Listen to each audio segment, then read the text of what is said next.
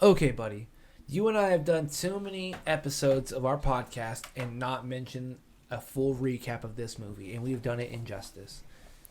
It is time for The Sorcerer's Apprentice. I am so excited. Because you and I both know this movie very well, and some of our fans might not, and I'm here today to educate them. Now, for those of you who don't know, this movie is about Dave Stutler, played by Jay Baruchel, just an average type of guy. He works at a college, but the wizard Balthazar Blake, Nicolas Cage, sees him as a child and sees that he has a hidden talent for sorcery and Merlin's magic ring. Essentially, he becomes Nicolas Cage's protege and gets a crash course at all of the crazy-ass magic that they can do. I'm going to give you the basics. Strictly Sorcery 101. Put on the ring. Nothing's going to happen. Yeah?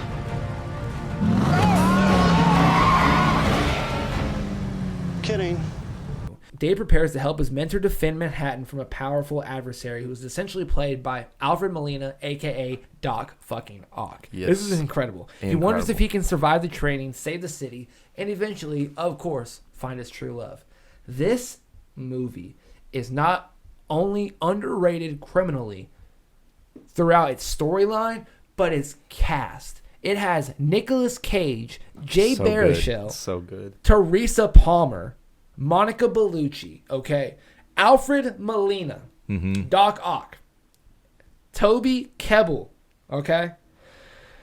Oh, you guys, how dare y'all? Y'all need to put some freaking respect on their names, bro. Also, a young child in it, Peyton List, who's a very famous Disney actress.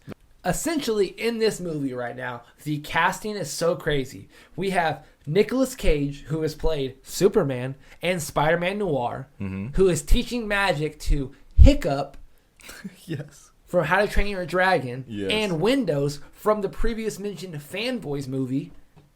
Incredible. Teresa Palmer plays Becky, the love interest, who also played number 6 in I Am Number 4.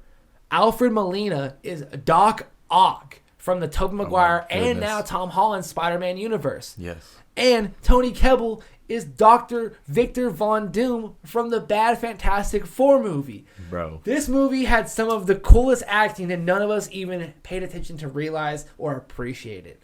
This movie is so great.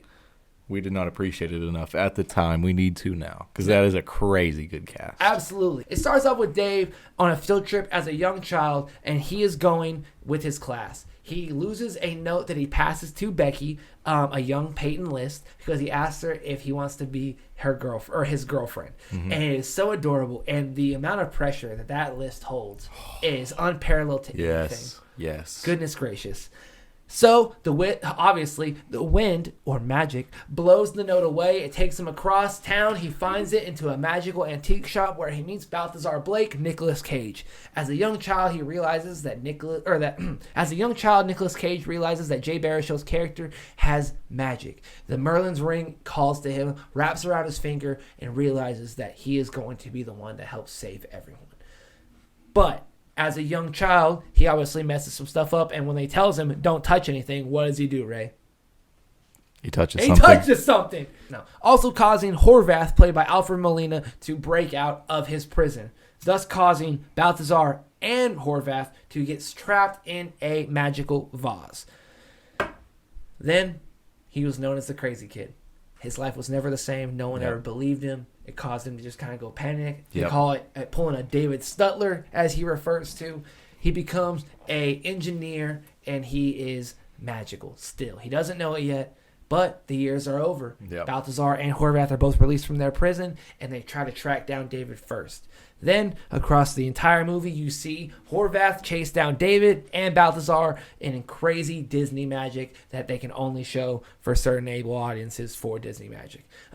This show is so great. Horvath then recruits a young magician who lost his master and is just basically a parlor trick Vegas magician played by Tony Kebbell, who is the Victor Von Doom of the Bad Fantastic Four movie. Incredible. And it is such a great movie. The VFX across this is so incredible. From the gargoyle coming to life to the wolves being the little the pictures. Like, it's so good, man. Also, the incorporation with music in this song or in this movie was so good. Like, One Republic got so famous from this. That scene. Tell me what you want to be. Dude, bought that shit on iTunes because of this movie. Absolutely. $1.79, I believe, back in the day. This movie was worth it. Of course, at the very end, David realizes that he is the true sorcerer's apprentice. He has the true power and descendancy from Merlin. He stops Horvath. He stops Horvath and decides that he will be a magician. It will take years and years of training, and this movie concludes on such a happy note. Not only does Balthazar stay alive, he gets the love of his life back, and Jay Baruchel gets his love interest. This movie was so criminally underrated and one of the best hidden gems in Disney, and I refuse to think otherwise. This movie had an all-star cast, all-star CGI, especially for its time, okay? And, dude, it pulls on your heartstrings, Ray. It's good. And all of that all-star cast, they brought it, bro.